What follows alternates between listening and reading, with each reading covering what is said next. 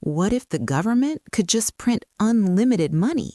No taxes, no debt, no financial stress. Sounds perfect, right?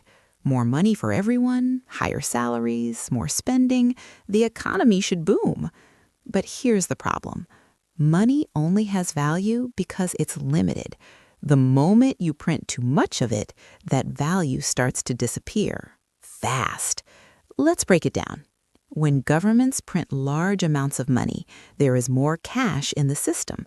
People have more to spend. Demand rises, but production doesn't increase at the same speed. There are still the same number of goods, same number of services. Too much money, chasing too few things. So what happens? Prices go up. This is inflation. At first, it feels manageable. Prices rise slowly, people adjust.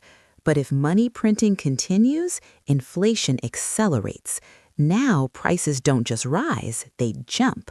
Food becomes expensive, rent increases, fuel costs rise, daily life becomes harder. But here's where it gets dangerous. If people lose trust in money, everything changes. Businesses stop pricing things normally. They raise prices faster. Workers demand higher wages, but wages can't keep up. Now your money is losing value every single day. Savings start disappearing, not physically, but in what they can buy. Then comes panic. People stop saving. They start spending immediately because tomorrow money might be worth even less. This speeds everything up. Prices rise even faster.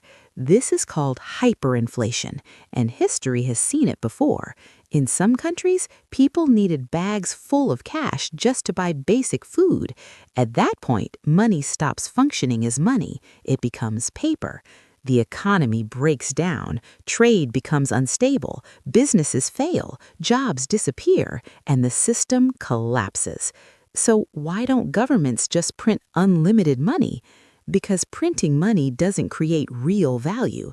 It only spreads existing value thinner, like cutting the same pizza into more slices.